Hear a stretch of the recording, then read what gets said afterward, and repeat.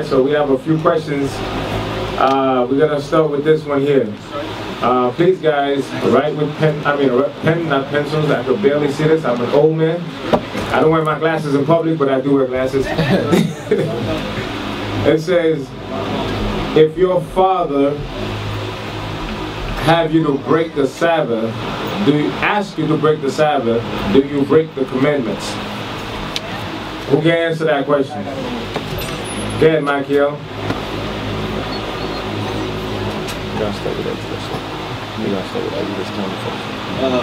Matthew 10:37. You didn't answer the question. No, you're not supposed to break the Sabbath. You do break the Sabbath. If your father asks you to break it and you break it, you do break the Sabbath. That's breaking the commandment? What scripture you got for that? Matthew 10:37. Doesn't the scripture say obey your parents? Yes. The rest? Okay, so let's read the law and then I'm going to let you answer the question.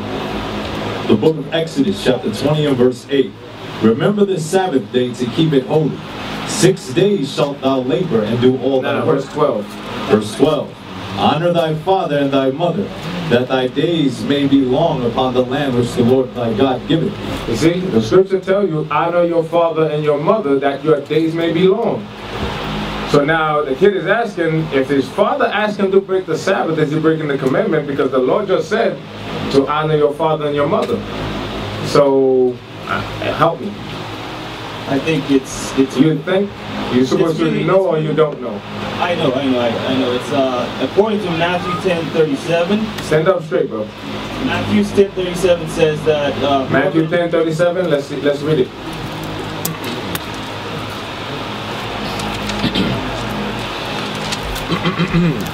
The book of Matthew, chapter 10, verse 37. He that loveth father or mother more than me is not worthy of me. So explain that. So, anytime your mother's or your parents' will conflicts with the will of the Most High, you have a problem. So you have to make a choice to obey God rather than obeying men. Whether it's your mother, your father, whether it was somebody that gave you all the riches of the world, you have to put God first. All right, that's good. That's good. Let's go to the precept for the law in Ephesians. Because the law says, obey your parents that your days may be long. So does that mean any wickedness that your parent asks you to do, does that mean you have to do it? No, right? Like he quoted a good scripture. You have to obey your God more than you obey your parents. So let's get the precept for the law. The book of Ephesians, chapter 6 and verse 1. Children, obey your parents in the Lord, for this is right. Obey your parents in what? In the Lord. In the Lord. So as long as your parent is telling you to do what's right according to the law, you must obey. But at no time, if your parent asks you to break the Sabbath, should you break the Sabbath. Give me Acts 5:29. Because your parents does not supersede God. God is the ultimate Father. So we have to obey Him. Read. The book of Acts chapter 5 and verse 29. Then Peter and the other apostles answered and said, we ought to obey God rather than men. You see that? We ought to obey God rather than men. So it's okay to obey your parents as long as they're not telling you to do anything contrary to the law. Because if your parents cook a nice plate of food and it's not unlawful on the Sabbath and say, baby, I know you're going to camp. I know you're hungry. I want you to strengthen yourself before you go. Make you a nice cup of tea. Give you a nice plate of lamb. You see that? Some nice lamb. And some good unleavened bread. She actually cooked your meal for you. What should you do? Would you eat it, Daniel? Why not? It's lamb. There's nothing wrong with it. You're not supposed to eat it at all because she cooked it on the Sabbath day, and that's breaking the law. And by you eating it, you also break the law. Exactly. So we can't trim our ways. Actually, give me that. Jeremiah 2:33. Yeah. Let's read that. The book of Jeremiah, chapter 2, verse 33. Why trimmest thou thy way to seek love? Therefore hast thou taught the wicked ones thy ways. So see, that's the problem right there. You shouldn't trim your ways to seek love. Because by trimming your way to seek love, guess what? You just taught that wicked person you were just as wicked as them. So which means those people, they may never change their ways because of you. Because you're not enforcing the law when you're around them. You trim your ways to please them. So that shows that you're not about the truth as well. So instead of helping the soul, you actually destroy the soul. Because to help the soul, we must stand bold, correct? Give me Isaiah 58:1. Because we have to be that light. We have to be the light that people follow. And if your light is shining, then let it shine, correct? Before Isaiah 58, actually we'll go back to the light. Give me Isaiah 58:1 first. The book of Isaiah chapter 58 verse 1. Cry aloud, spare not. Lift up thy voice like a trumpet, and shew my people their transgression, and the house of Jacob their sins. Cry aloud, spare not. That's the key part I want to focus on. Don't spare people's feelings. It's not about feelings, it's about keeping the laws of God. Our job is to show our people their transgression. Remember one thing, if you're in this truth and everybody in the world likes you, you're doing something wrong. Because if you are doing what's right and showing people their transgression, you're not going to be liked. Because the scripture says you shall be hated by everyone for my name's sake, correct? Yes. That's going to happen when you put your foot down. When you really stand firm for the laws. Give me the light in Matthew 5:20, is it? 14, 16. 16 or 17, yes? No, 15. 16. The book of 14. The book of Matthew chapter 5 verse 14. Ye are the light of the world. A city that is set on a hill cannot be hid. You see that? You are the light of the world. Because the laws was given to you. So as you keep these laws, you got to let your light shine. How do you let your light shine? By doing the laws. Not just in secret, not be super Israelite only on the Sabbath day, but on your day-to-day life. That's how you let your light shine. Read. Neither do men light a candle and put it under a bushel, but on a candlestick, and it giveth light unto all that are in the house. That's your purpose of having the light. You're supposed to put that light on a candlestick so that everyone may see the light. What it says, read that verse again, that he may give light to everyone that is in the house. So if you're living in a house where everybody's wicked, they're supposed to be looking towards you and see light. But if you're trimming your ways to please them, you're not gonna save those souls. You're actually destroying those souls because you're scared of who you are. Read. Neither do men light a candle and put it under a bushel, but on a candlestick, and it giveth light unto all that are in the house. Let your light so shine before men. Let your light shine where? Before men. Before men. So if your parent asks you to break the Sabbath, you got to stand up and rebuke them sharply. No, Mom, I can't do this because it's the Sabbath. According to the laws, that's why it says study to show yourself approved. You got to be able to back up everything. Now, if you're 12 years old, you ain't got nowhere to go, use wisdom. But start doing some, how you say, bagging at Kmart or something to start saving your money because you know that day's going to come. But if you're a grown woman or grown man who has a job and living with your parents and you're afraid to stand up, think again. Read. Let your light so shine before men, that they may see your good works, and glorify your Father which is in heaven. See your good works. If you're not doing nothing, how can they see it? And when they see it, they say they're going to glorify your Father that's in heaven. But if you're hiding, they're never going to glorify your Father that is in heaven.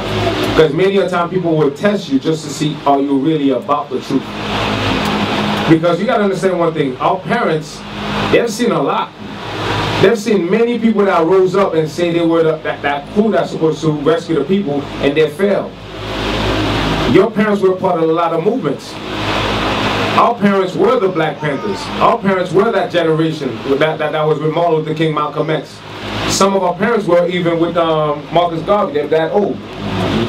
So they've been through it. Now, what makes you the one? So they're going to try you to see, are you really about this? Because to them, they watch you grow up, and they watch you going through many different phases in your life. You had your Jerry curl phase, you had your S curl phase, you had your perm phase, You had your weave phase. You understand? You had the color in your hair phase. So they're seeing you going through all those different phases. To them, this is just another phase. You got to show them how serious you are.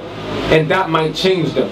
But for as long as you're trimming your ways, you are destroying them and destroying yourself in the process. All right? We're going to move to the next question. You wanted to add to it? No, that's good. Oh, perfect timing for this question. Will I have blood on my hands if I don't tell my relatives that they are Israel? They are married and have children with Edom. A cousin who is gay and have a brother is marrying an Edomite in June. Okay, will I have blood on my hands if I don't tell my relative that they are Israel? Who's the mighty prophet that got the answer for this question? Yohanan, you got your spiritual hands up. I saw them waving like Steve Urkel. Ooh, ooh, ooh, me. Will I have blood on my hands if I don't tell my relative that they are Israel? And make matters worse, they are married to and have children with Edom. That's yes. 2 in 1. You will have blood in your hand? You will have blood in your hand. Prove that. The scriptures approve all things.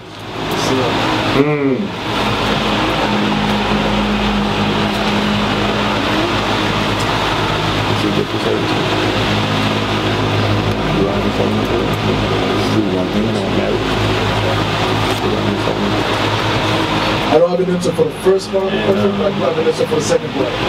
I asked for the second part. I mean the first part. I don't have the first part. Who has it?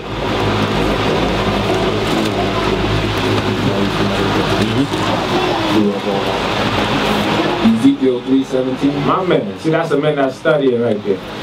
All right, let's read that. The book of Ezekiel, chapter 3, verse 17. Son of man, I have made thee a watchman unto the house of Israel. Therefore hear the word at my mouth, and give them warning from me. When I say unto the wicked, thou shalt surely die, and thou givest him not warning, nor speakest to warn the wicked from his wicked way to save his life, the same wicked man shall die in his iniquity, but his blood will I require at thine hand. You see that? We were made watchmen. Watchmen. When you analyze ancient times, you had the castles, you had the city, and you had the wall that encircled the whole city. And you had the battlement, and you had watchmen that sit at the towers, and watchmen that patrol back and forth on the walkway that's on top of the wall, watching through the battlements to see if danger is coming. So if a watchman is sitting there watching and they see danger coming and they don't say nothing, if the king of that land overcome the danger, what that king is going to do to that watchman after the war? He's going to kill that watchman. So yes, blood is in your hand if you don't warn the people that you know about the danger that's coming. Because that's what the scripture says. If you don't warn them, they're going to die, but their blood, Most High is going to require of your hand. So let's read the latter part to see how do you clean your hand. Verse 19. Yet if thou warn the wicked, and he turn not from his wickedness, nor from his wicked way, he shall die in his iniquity, but thou hast delivered thy soul. You see that? But if you warn them, and they choose not to listen to you, you are free from blood. They're gonna die, but you are free. Because you warned them. They're the one that were rebellious enough to choose not to adhere to your warning. Is that clear? Let's dive to the second part of it. It says they are married and have children with Edom. Give me Deuteronomy 7:3 first. Oh, you had both? Come on, I had both. Read it. The book of Deuteronomy, chapter 7, verse 3. Neither shalt thou make marriages with them. Thy daughters thou shalt not give unto his son, nor his daughter shalt thou take unto thy son. For they will turn away thy son from following me, that they may serve other gods. So, hold on. The scripture says we're not supposed to be married to other nations. And the main reason is because they're going to turn your heart away from serving God. Your kids will not serve God, because if you marry a Moabite, what is the common teaching that a Moabite might teach your kids? How to serve what? If you marry an East Indian, what is the common teaching they're going to teach that kid? Hinduism. So the thing is, you're not supposed to marry the other nations because they have their own way of doing things, they have their own culture, they have their own gods. We have our own God, and our God was not for them. So the warning was already given to us in the Bible not to marry the other nation. Not just Edom, no other nation, period. That's because why? That's going to destroy you eventually. Give me that in Tobit. The book of Tobit, chapter 4, verse 12. Beware of all whoredom, my son, and chiefly take a wife of the seed of thy fathers, and take not a strange woman to wife. Which see that? Beware of all whoredom. It is whoredom when you go and marry, take a wife of another nation. That's whoredom and that's hatred. You hate your people. Why you can't marry your own people? Let me guess, your head is too nappy, right? You want that good hair that your cousin always have, and you was envious of it. Not knowing that pure wool that's on your head, that is the good hair. Because Christ had that pure wool. But you are raised to believe that you are inferior, and you look to other nations, so you always want to be like them or always want to be with them. The scripture called that whoredom. Read it from the top again. Beware of all whoredom, my son, and chiefly take a wife of the seed of thy fathers, and take not a strange woman to wife, which is not of thy father's tribe. For we are the children of the prophets, Noah, Abraham, Isaac, and Jacob. Remember, my son, that our fathers from the beginning, even that they all married wives of their own kindred. You see that? We have to follow after our forefathers who married wives of their own kindreds, because we have to keep our lineage going. We must love each other and marry amongst ourselves so that way we can grow to be that mighty nation.